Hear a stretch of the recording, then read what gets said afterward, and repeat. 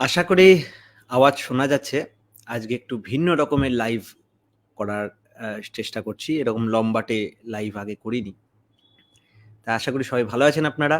আপনাদের সকলের জন্য শ্রী শ্রী ঠাকুরের কাছে, আমার আদর্শের কাছে একান্ত মঙ্গল প্রার্থনা জানাই। তা আজকে একটা বিশেষ টপিক নিয়ে লাইভে এসেছি। আজকের টপিকটা হচ্ছে মঙ্গল যজ্ঞ।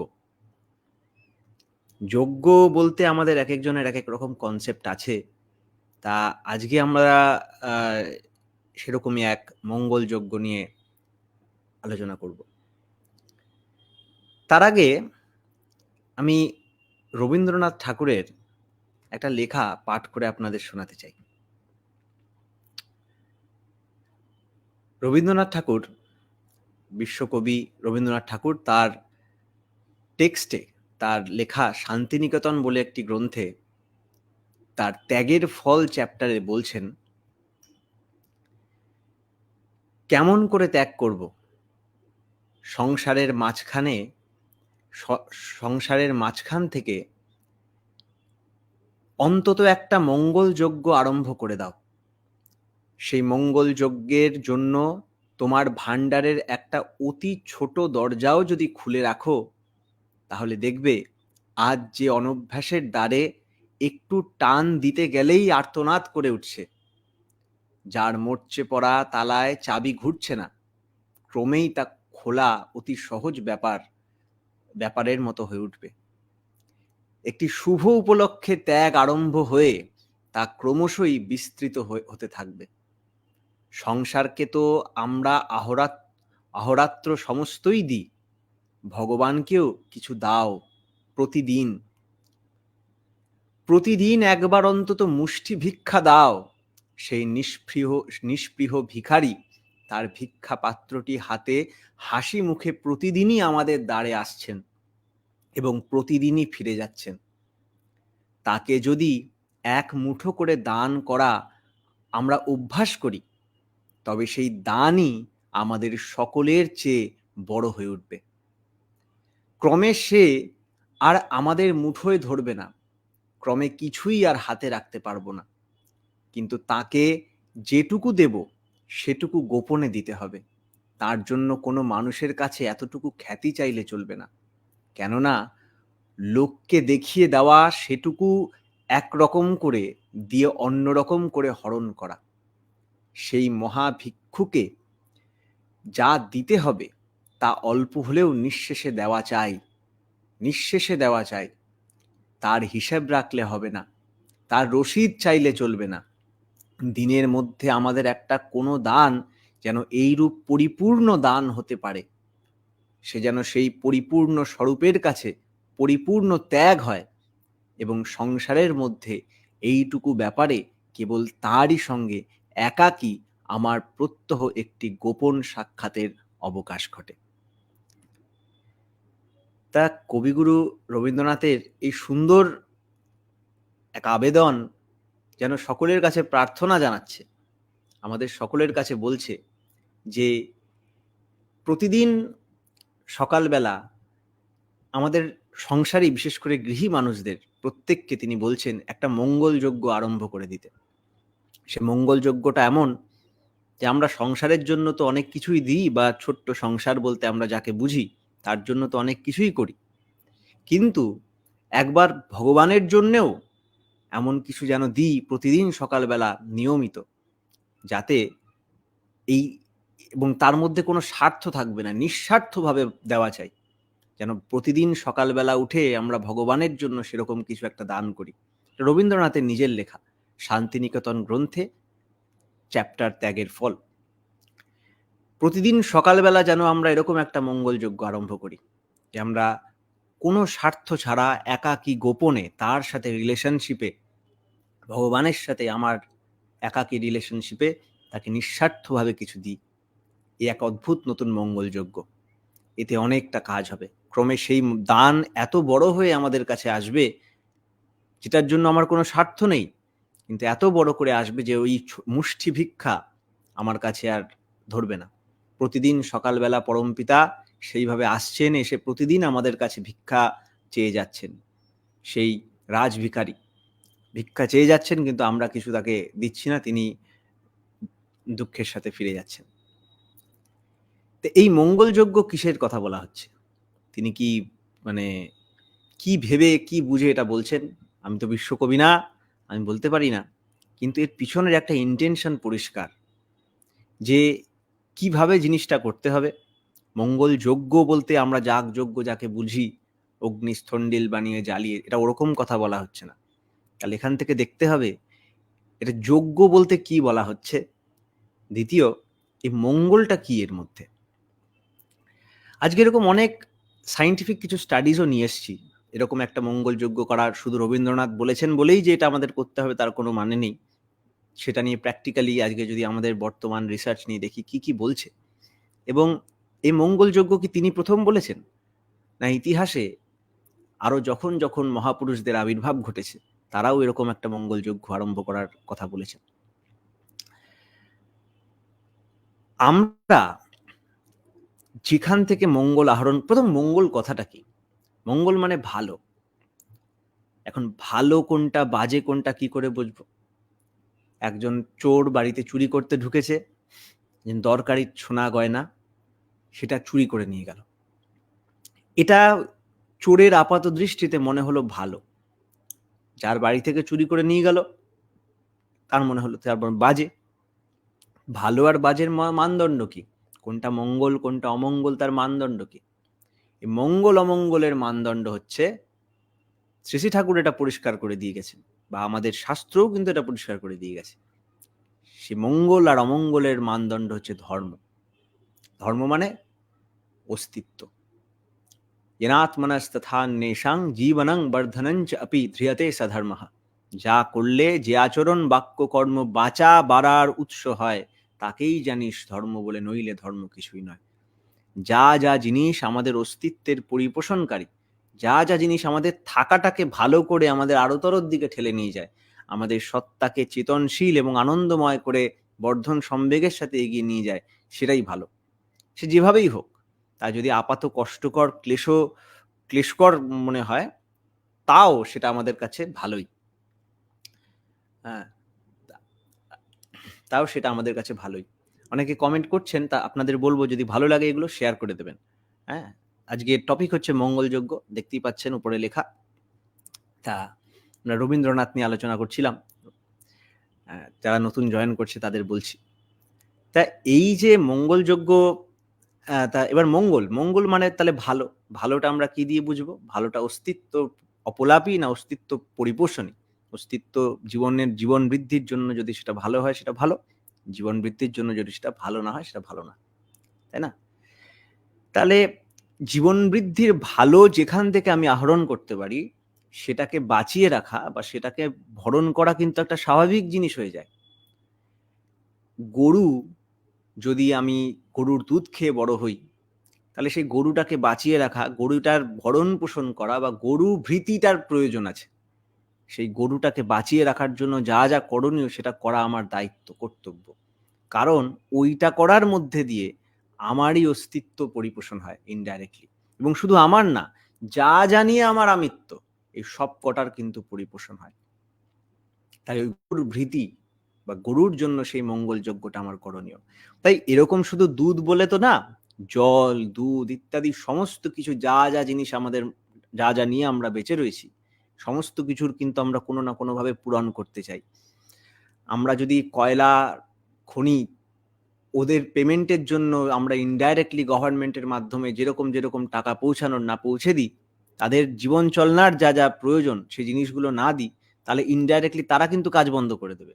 তারা কাজ বন্ধ করলে তাদের কয়লা তৈরি করা বন্ধ হয়ে যাবে, সেটার থেকে ইলেকট্রিসিটি বন্ধ হয়ে যাবে, সেই ইলেকট্রিসিটির অভাবে হসপিটাল বন্ধ হয়ে যাবে, একটা পুরো চেন অফ ইভেন্টস ঘটবে।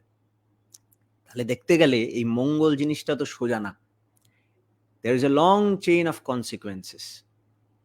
এটা গেল একটা প্র্যাকটিক্যাল সাইড, এটা মেটেরিয়াল বা বাস্তবিক ফিজিক্যাল জগতের কথা হচ্ছে। শ্রী ঠাকুর একটা কথা বলেন এই বিষয়ে। ঠাকুর বলেন, আলোচনা প্রসঙ্গ সপ্তম খণ্ডে 100 কত পৃষ্ঠা, তিনি বলছেন যে স্পিরিচুয়াল ডেভেলপমেন্ট মানে ম্যাটেরিয়াল ডেভেলপমেন্ট। কিন্তু ম্যাটেরিয়াল ডেভেলপমেন্টই স্পিরিচুয়াল ডেভেলপমেন্ট। কিন্তু স্পিরিচুয়াল ডেভেলপমেন্ট মানে নেসেসারি ম্যাটেরিয়াল ডেভেলপমেন্ট। এই যে নেসেসারি ওয়ার্ডটা খুব ইম্পর্টেন্ট। কোনটা নেসেসারি, কোনটা প্রয়োজনীয়, কোনটা প্রয়োজনীয় না, কোনটা কতটা প্রয়োজনীয়, মাত্রা জ্ঞান। সাপের বিষকে মাত্রা জ্ঞানের সাথে দিলে কিন্তু ভয়ঙ্কর নেশাও চড়ে, অনেক ওষুধের কাজে লাগানো যায়। কিন্তু এই মাত্রা জ্ঞান যদি না থাকে, সেই বিধির কন্ট্রোল যদি আমাদের কাছে না জানা থাকে, তাহলে কিন্তু অনেক প্রবলেম হয়ে যায়। বলা হয় আমাদের সত্তা, বিজ্ঞানও বলছে আমাদের এই সত্তা, আমাদের জীবন অস্তিত্বকে এনজয় করার জন্য আমাদের ভিতরে কিছু রিপু দেওয়া হয়েছিল, বৃত্তি দেওয়া আছে, প্রবৃত্তি। এই প্রবৃত্তিগুলোকে যদি আমরা কন্ট্রোল করতে পারতাম, সবসময় কন্ট্রোল করা যায় না, যদি কন্ট্রোল করতে পারি তাহলে আমরা জীবনটাকে অনেক উপভোগ করতে পারি, এনজয় করতে পারি। কিন্তু এই প্রবৃত্তিগুলো যদি আমাদের নিয়ন্ত্রণে না থাকে, তাহলে কাম, ক্রোধ, লোভ, মদ, মোহ এগুলোই আমাদের কিন্তু এনিমি বা শত্রু হয়ে যায়। শ্রী ঠাকুরের একটা বাণীতে বলছেন, রিপু হলো সেই বৃত্তি, রিপু মানে হচ্ছে শত্রু, রিপু শব্দটার মানে, ঠাকুর বলছেন রিপু মানে সেই বৃত্তি যা বাঁচা বাড়ায় হয় বাধা, ইষ্ট স্বার্থে বৃত্তিগুলি বৃত্তি হলেও কাটায় ধাঁধা। ইষ্ট স্বার্থ মানেটা কি এখানে চলে আসলো? ইষ্ট মানে মঙ্গল, মঙ্গলের স্বার্থে যদি আমরা বৃত্তিকে কাজে লাগাই, তখন সেই বৃত্তিগুলোই কিন্তু জীবনের ধাঁধাগুলো কাটিয়ে দেয়।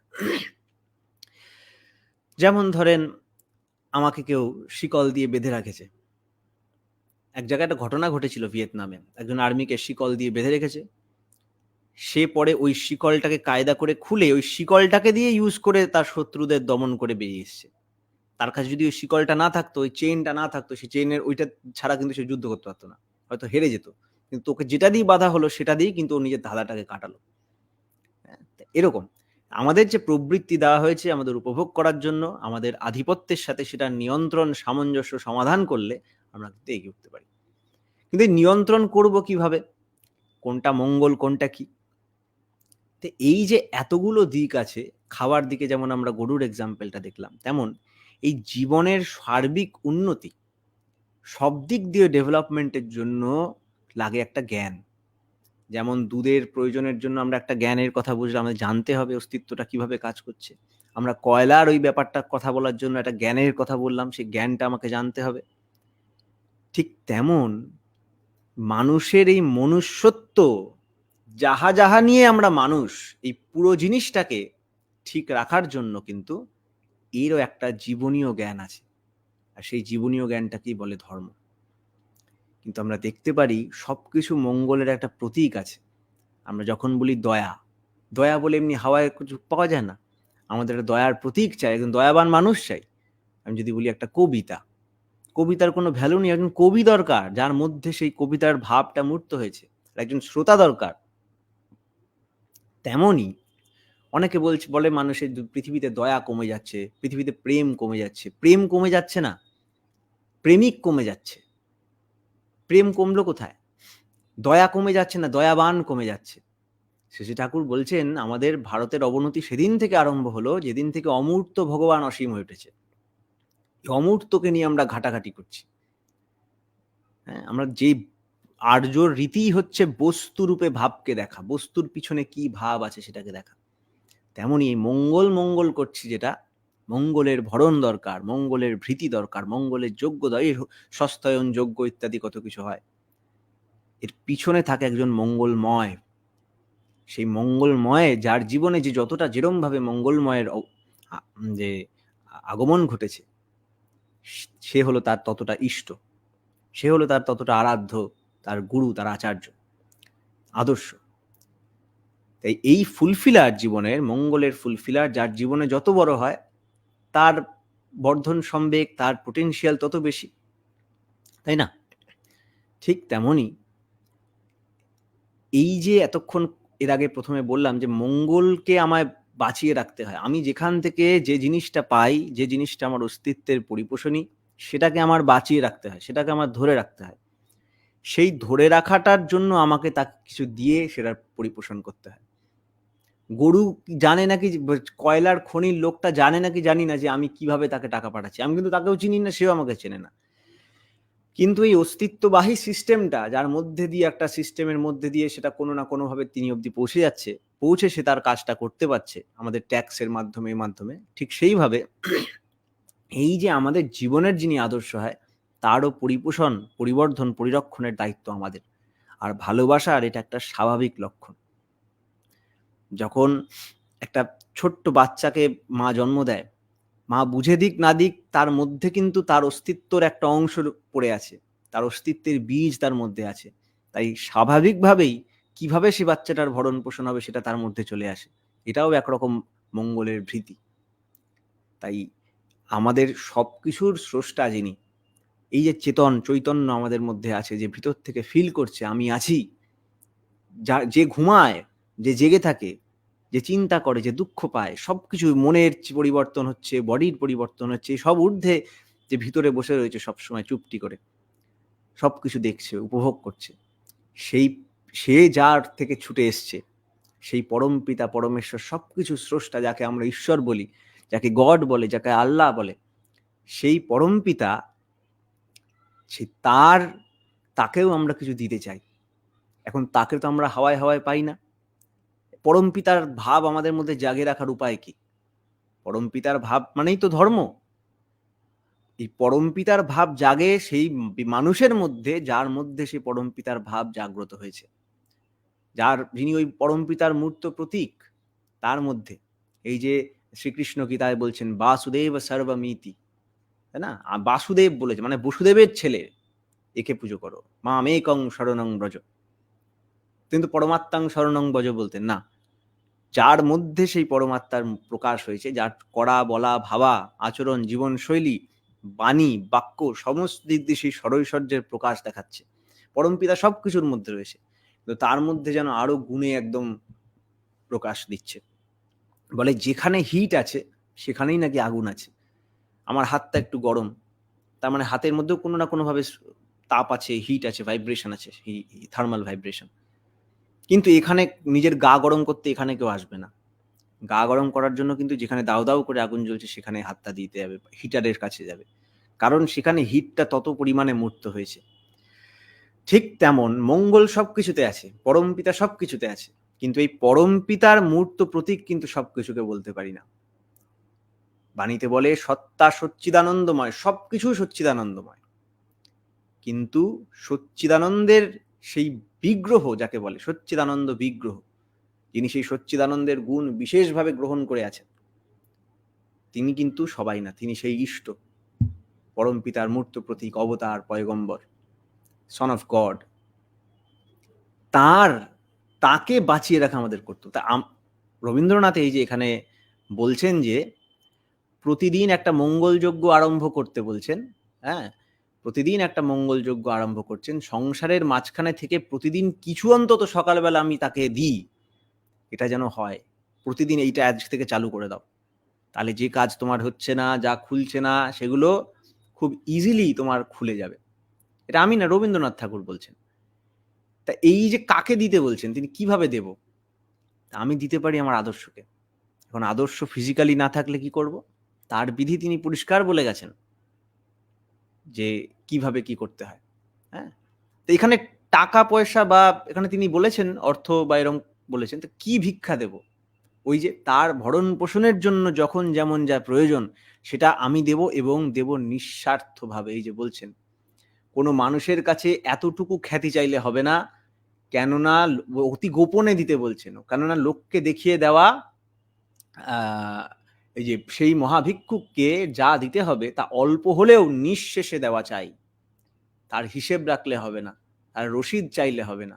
দিনের মধ্যে আমাদের একটা কোনো দান যেন এইরূপ পরিপূর্ণ দান হতে পারে, সে যেন সেই পরিপূর্ণ স্বরূপের কাছে পরিপূর্ণ ত্যাগ হয়, এবং সংসারের মধ্যে এইটুকু ব্যাপারে কেবল তারই সঙ্গে একাকী আমার প্রত্যহ একটি গোপন সাক্ষাৎকার অবকাশ ঘটে। তিনি বলছেন এই মহাভিক্ষুক প্রতিদিন আমাদের কাছে আসছেন ভোরবেলা, সকালবেলা, এসে ফিরে যাচ্ছেন না পেয়ে। এটা তার প্রয়োজন বলে না, কিন্তু তিনি সবাইকে নিয়ে আছেন। এই রেসিপ্রোকেশন কিন্তু আমাদের দরকার। এই রেসিপ্রোকেশন দেওয়া নেওয়ার ক্ষমতাটাই কিন্তু সারা প্রবণতা, যার আরেক নাম চেতনা বা কনসাসনেস। এটা কিন্তু রবীন্দ্রনাথ বলছেন। এটা অনেকে জানি না, শান্তিনিকেতন বইটা পড়তে পারেন। রবীন্দ্রনাথকে কবিগুরু বলি, কিন্তু কেন সে কবিগুরু, কোন কোন গুণের জন্য সে কবিগুরু, সেটাকে আমরা ঘাঁটি। যাই হোক, এই মঙ্গল যজ্ঞের কথা বলা হচ্ছে। আজকের মঙ্গল যজ্ঞ যে টপিক, তার মধ্যে এই মঙ্গল যজ্ঞটির কথা বলা হচ্ছে। মঙ্গল যজ্ঞ মানে তাহলে কি হলো? সেই যজ্ঞ, সেই অ্যাক্টিভিটি, সেই কর্মকাণ্ড যার মাধ্যমে আমাদের অস্তিত্ব, আমাদের মঙ্গল, যাতে মঙ্গলের ভরণ পোষণ হয়, আমাদের মঙ্গলটা যাতে বজায় থাকে। কারণ এই মঙ্গলের জন্যই সবকিছু, তাই না? ভালোর জন্যই সবকিছু। কে ভালো না চায়? খুনিও খুন করে বলে ভালো হয়েছে।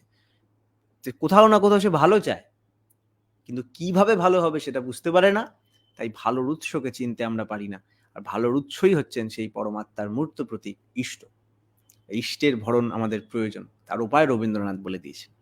তো যাই হোক, একটা নিঃস্বার্থে দানের কথা যে বলছে, এই নিঃস্বার্থে নিজের ইষ্টকে কিছু, বা নিজের মঙ্গলের যিনি মূর্ত প্রতীক, তাকে যে দেওয়ার কথা বলছেন রবীন্দ্রনাথ, সেটা আরো অনেক জায়গায় পাই, শাস্ত্রে, অন্যান্য জায়গায় পাই। কিন্তু শাস্ত্রে যাওয়ার আগে কিছু বৈজ্ঞানিক তথ্য দেখাতে চাই। এটা আমরা প্রথম করছি না। শ্রী শ্রী ঠাকুরের আদর্শে আমরা যদি দেখি, তিনি এমন সব যা কিছু ছড়িয়ে ছিটিয়ে আধা আধা এদিক ওদিক হয়েছিল, তিনি আনকম্প্রোমাইজিংলি সেগুলোকে এক জায়গায় এনে কনসলিডেট করে দিয়েছেন। আর আমরা যারা তাকে নিয়ে কাজ করি, তাকে নিয়ে চলি, যতটুকু চেষ্টা করার করি, আমাদের একটা মস্ত বড় ভুল হয়েছে। আমরা কতজন প্র্যাকটিস করি তো জানি না, এবং যারা প্র্যাকটিস করি তাদের চিনতে পারি না। আমরা যেখানে যেখানে প্রবৃত্তির যতটুকু সুশ্রী পাই, আমরা সেখান থেকে সেইভাবে আধা আধা চিনি। এইভাবে কিন্তু তাকে হয় না।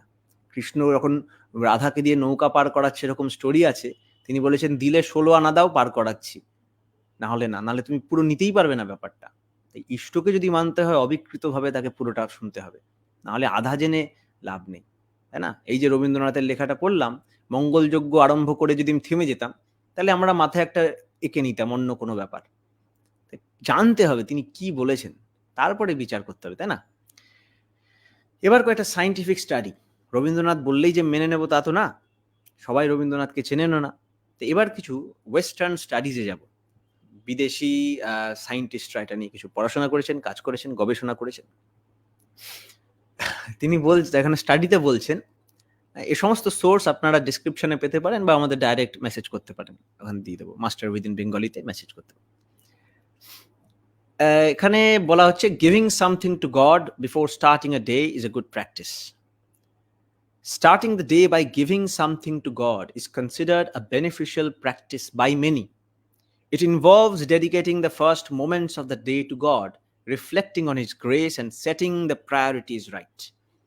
আমার জীবনে কোনটা কোনটা প্রায়োরিটি, আমার জীবনে ইষ্ট স্বার্থ প্রতিষ্ঠাই যদি প্রায়োরিটি হয়, সে প্রায়োরিটি সেট করে নিতে, এবং ভগবানকে বা আমার ইষ্টকে, আমি যাকে ভগবান যেরকম ভাবে তাকে, যিনি আমার মঙ্গলের প্রতীক, আকাশের আন্দাজে ভগবান মানে কিন্তু মন ভগবান।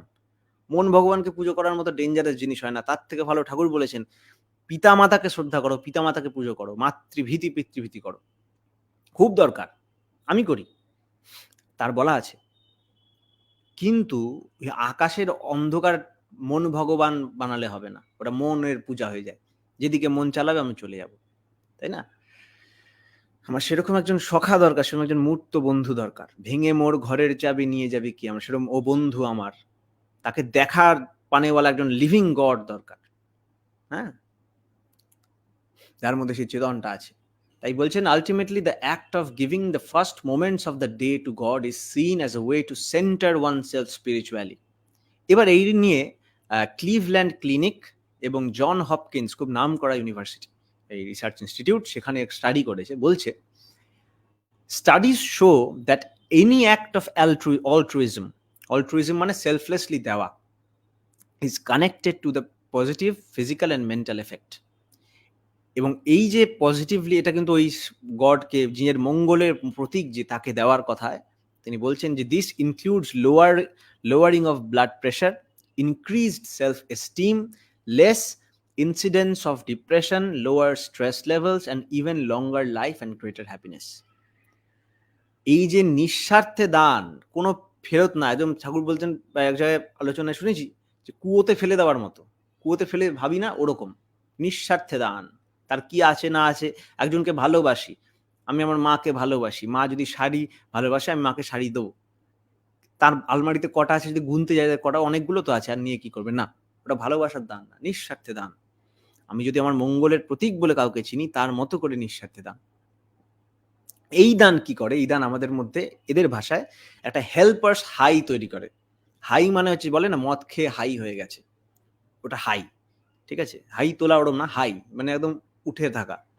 এই জিনিসটাকে বলছে একটা হেল্পার্স হাই, দেওয়ার হাই, দেওয়ার নেশা এবং দিয়ে ভরণ পোষণের নেশা। এই জিনিসটা আমাদের ডিপ্রেশন কমিয়ে দেয়, আত্ম আভিজাত্য বাড়িয়ে দেয়, ব্লাড প্রেশার কমিয়ে দেয়, স্ট্রেস কমিয়ে দেয় এবং জীবন লম্বা করে দেয়, খুশি আনন্দে রাখে। আরেক জায়গায় জন হপকিন্স স্টাডি বলছে, এই একই কথা বলছে, তাই আমি আর পড়লাম না, এখানে রইল। ঠিক আছে, তা আরেক জায়গায় বলছেন giving back provides larger purpose. তো এটা বলছে যদি যদি আমরা যদি কাউকে কিছু দিই, এটা এখানে ওরা জেনারেল মাসের ক্ষেত্রেও বলছে, আবার বলছে জীবনের আদর্শের জন্য। কারণ এটা একটা মানুষের, মানে একটা মানুষকে দিতে বলছে। আমরা তখন ভাবি যে জেনারেলি সোশ্যালি দেওয়ার কথা বলছে, না। এই যেখানে পড়ছি, contributing time or hard earned money automatically links us to a person, a cause, or the greater good in general. যেই মানুষটাকে দিচ্ছি তার সঙ্গে আমাকে একদম ওতপ্রোতভাবে যুক্ত করে দেয়। তা আমরা যদি সে ভগবানের মূর্ত প্রতীককে ভালোবাসি, সেই আদর্শ, সেই শ্রীকৃষ্ণ, বুদ্ধ, যিশু, সে যিনি আমার পুরুষোত্তম, ভগবানকে, তাকে ছাড়া কোথায় পাওয়া যায়? তাকে যদি যে বলছেন মামেকং শরণং ব্রজ, আমাকে একা তুমি ফলো করো, কৃষ্ণ বলছেন। এরম ভাবে যদি তাকে ভালোবাসি, তাকে দেওয়া, তার সাথে সম্বন্ধ ডাইরেক্ট ভালো করার, তাই তো চাই আমরা। তার প্রতি টান জন্মাক, এই জন্যই সমস্ত সাধন ভজন ইত্যাদি সব। শ্রীমৎ ভাগবতমে বলছে উদ্ধব শ্রীকৃষ্ণের সাথে আজীবন রইল, বলল তাও আমি ওই গোপীদের 1% ভালোবাসা পেতে পারলাম না, আমি যেন পরজন্মে গোপীদের পায়ের তলায় ঘাস হয়ে জন্মাই। তা কি চাইলেন সারা বছর সাধনা করে? তিনি সারা বছর সাধনা করে চাইলেন আমার যেন শ্রীকৃষ্ণের, পুরুষোত্তম শ্রীকৃষ্ণের প্রতি একটু টান জন্মায়। সেই টান, এখানে সায়েন্সের রিসার্চ বলছে, প্রতিদিন সকালবেলা দেওয়া ওই যে মঙ্গলযজ্ঞ, ওই সামান্য দান, ওই দানটা আমাদের মধ্যে একটা এমন ইন্টেগ্রিটি তৈরি করে এবং সেই মানুষটার সাথে একটা অদ্ভুত লিঙ্ক তৈরি করে। এটাই তো আমরা চাই, তাই না? Contributing time or hard earned money automatically links us to a person, a cause, or the greater good in general. এটাকে আরো পরিষ্কারভাবে আমরা এই একজন সাইকোলজিস্ট, রিসার্চ সাইকোলজিস্ট সঞ্জা, বহুত কঠিন নাম, লিউম্বোমির্সকি, তার একটা হাউ অফ হ্যাপিনেস বলে একটা লেখা আছে, সেখানেও এটা নিয়ে ডিটেলসে বলেছেন। হ্যাঁ, এবং এই সব কটা কম্বাইন করে আমরা এআই এর মাধ্যমে আমরা এই যে আরো যা তথ্য আছে, হ্যাঁ, আরো জায়গা জায়গা থেকে খুঁজে বার করে, এই যে সোর্সগুলো নিচে দেওয়া আছে, এখানেও আমরা লিঙ্ক দিয়ে দিতে পারি। তো এখানে যেটা কম্পাইল করে আমরা পাচ্ছি, সেখানে বলছে giving selflessly to someone you view as your god can have profound psychological benefits. The key is to focus on the act of giving itself rather than expecting any reward or recognition in return. Selflessly, নিঃস্বার্থভাবে যদি আমি যাকে আমার ইষ্ট আরাধ্য মনে করি, তাকে কিছু দেওয়া, এটা আমাদের মধ্যে একটা প্রোফাউন্ড সাইকোলজিক্যাল মানসিক বেনিফিট এনে দেয়। কিন্তু এখানে একটা জিনিস ফোকাস করতে হবে, এই দেওয়াটাই তোমাকে নিঃস্বার্থভাবে দিতে হবে, ওর মাপামাপি চলবে না। এর দুটো বেনিফিট আছে, এটা বলছে selfless giving to your firstly selfless giving to your god cultivate deeper feelings of empathy and compassion. By extending yourself without expectation, you open your heart to truly understand the needs and struggles of your god. This fosters a more meaningful empathetic connection. আরেক জায়গায় বলছে this selfless act can strengthen your relationship and bond with your god. এটাই তো চাই, ভক্তি মানেই তো তাই, শ্রেষ্ঠের প্রতি নিরবিচ্ছিন্ন ভালো লাগার টানকেই ভক্তি বলে। সমস্ত যোগ, কর্ম, জ্ঞান সবকিছুই ভক্তি যোগে এসে মিলছে। আর ভক্তি মানে সেই শ্রেষ্ঠের প্রতি নিরবিচ্ছিন্ন ভালো লাগার টান, আর নিরবিচ্ছিন্ন ভালো লাগার টান আসছে এটা দিয়ে। বলছে কি, রিসার্চ বলছে, এটা রবীন্দ্রনাথ না, the selfless act of giving to the god can strengthen your relationship or bond. স্ক্রিনে দেখতে পাচ্ছেন? ও দেখতে পাচ্ছেন না বোধহয়, দাঁড়ান পড়ে এনেন। এখানে সব দেখে দেখেই পড়ছি, ঠিক আছে, এটা পরিষ্কার, এই সব লেখা আমরা দিয়ে দেবো, ঠিক আছে। তো এই হলো ব্যাপার। The psychological benefits of selflessly giving to your god stem from the fact যে তোমার নিজস্ব ego, it can transcend your ego and self interest. যদি কোনো কিছু আমাকে ইমবাইব করতে হয়, কোনো পরম পুরুষের, মহাপুরুষের গুণ আমাকে ইমবাইব করতে হয়, সেই মঙ্গলযজ্ঞে তাকে দিতে হয়, এটা বলছে, রিসার্চ বলছে।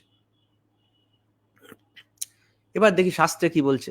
শাস্ত্র আমি তো অত জানি না, কিন্তু ইন্টারনেটে আজকে সবই অ্যাভেলেবেল। শ্রীকৃষ্ণ কি বলছেন?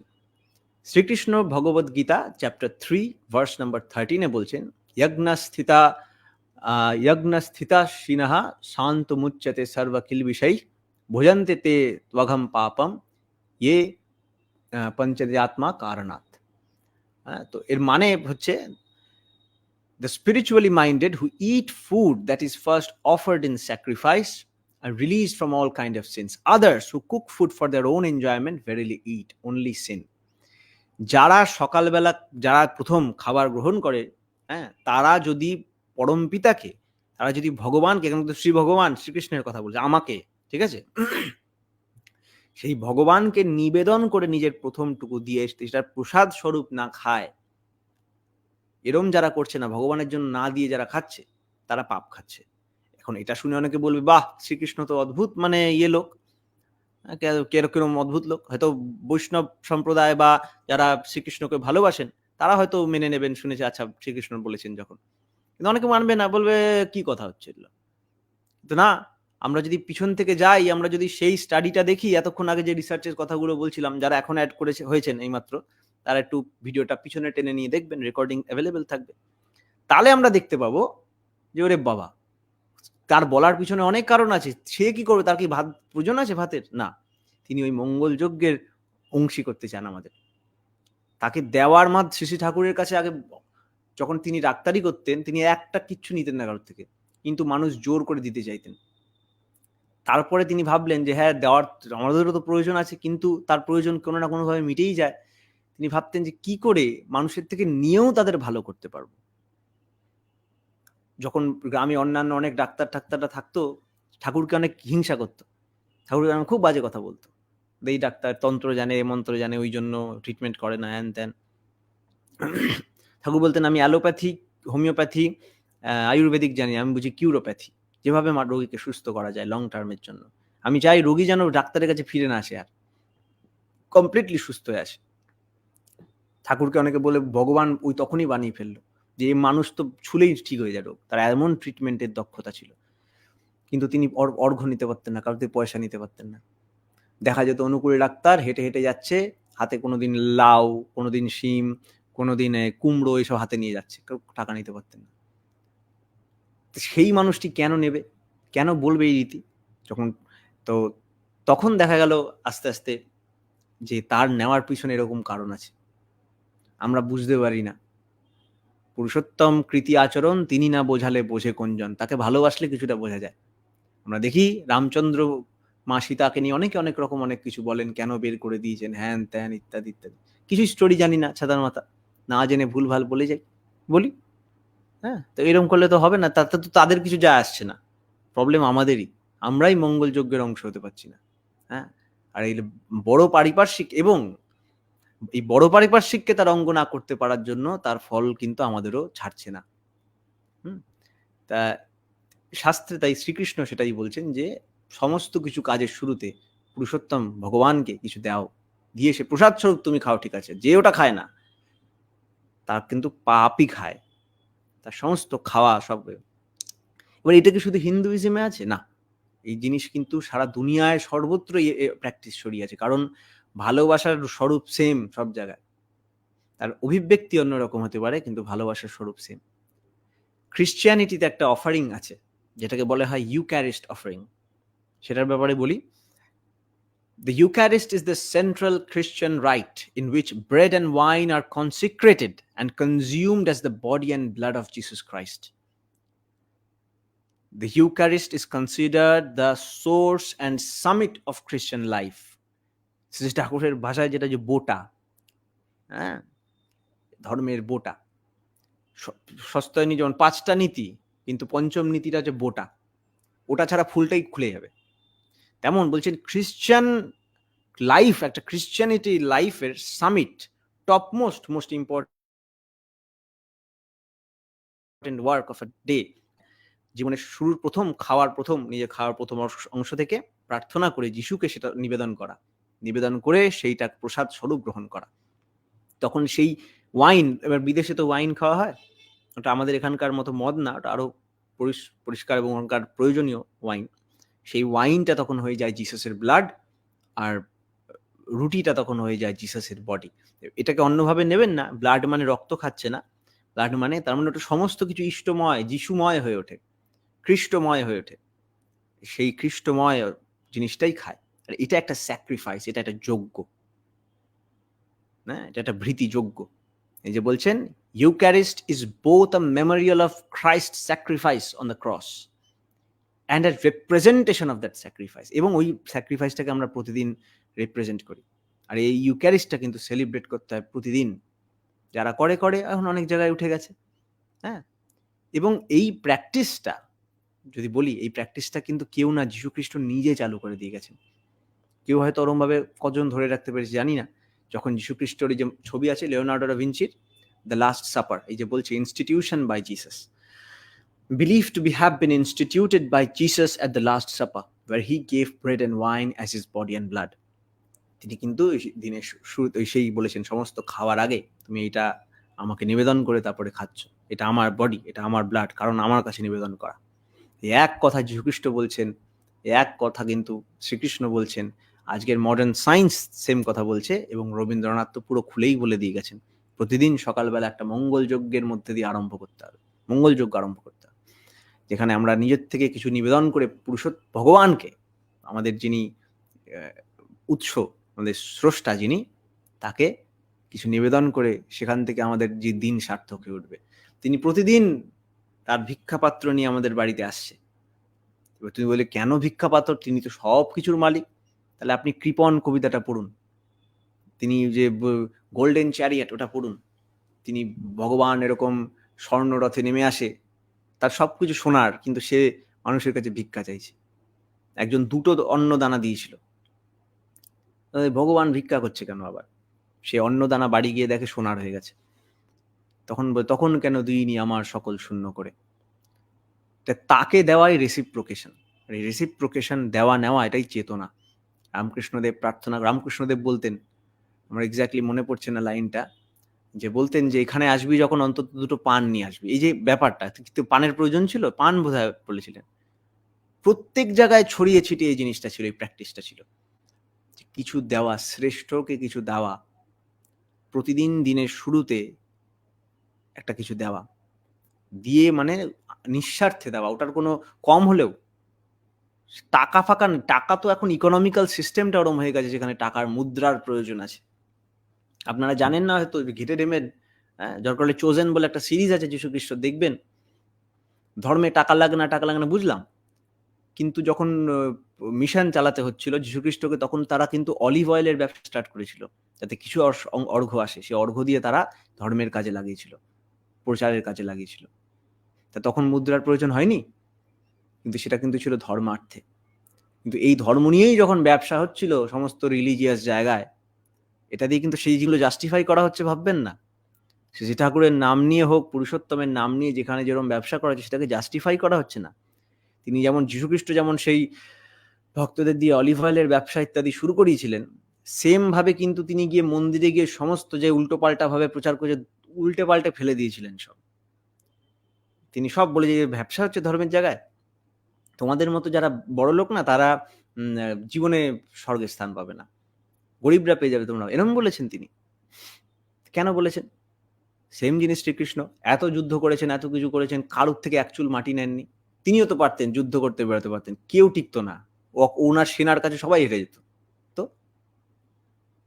তো তার প্রয়োজন আছে, বুঝতে হবে তো তার কি প্রয়োজন আছে। তার প্রয়োজন আছে আমাদের ভালো থাকা, প্রত্যেকের ভালো থাকার মধ্যে দিয়ে তার ভালো থাকা। মা শারদাকে দেখেন, তাকিয়ে থাকতো, লোকজন খাচ্ছে, ওটা দেখতেন, তার ভালো থাকা এইটা, তাই না?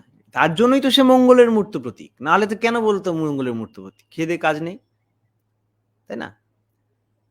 ঠিক সেরকম, তাই তার ব্যাপারে জানতে হবে। তিনি এবার তিনি ফিজিক্যালি নেই, তাহলে তাকে কিভাবে দেবো বা কি ব্যাপারটা, সেটার বিধি তিনি দিয়ে গেছেন পরিষ্কারভাবে। এখন যদি আপনারা না জানেন, আপনাদের সেটাকে ইউজ করা হবে, সেটাকে মিস ইউজ করা হবে, মিস ইন্টারপ্রেট করে আপনাদের শোনানো হবে। তার ভাগিদার, তার ফলস্বরূপ কারা ভোগ করবে? সবাই মিলে ভোগ করবে।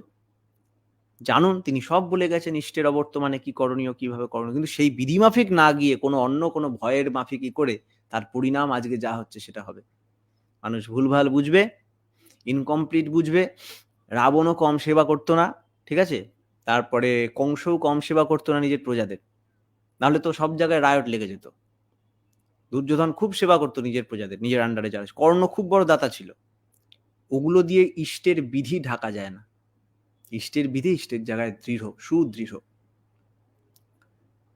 তিনি কি করণীয়, কখন কিভাবে কি করতে হবে সমস্ত কিছু পরিষ্কার করে দিয়ে গেছে।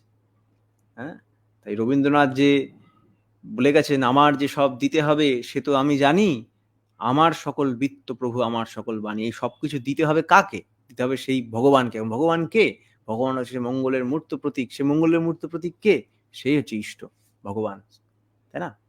তো এই জিনিসগুলো নিয়ে তিনি কিন্তু খুব স্ট্রিক্টলি বলে গেছেন, এবং কি করণীয় তার ফিজিক্যাল ডিসঅ্যাপিয়ার, তিনি তো হাওয়া হয়ে যান না, তিনি এরকম আসেন। ওই যে বলেছেন যিনি, শ্রীকৃষ্ণ বলছেন আমি অজাত, জন্মও নেই তার, মৃত্যুও নেই তার। আমাদের সবারই তাই, কিন্তু আমরা মুখ, সারা বিমুখ, সারা মনে নিতে পারি না, চেতনা অতটা স্ট্রং না।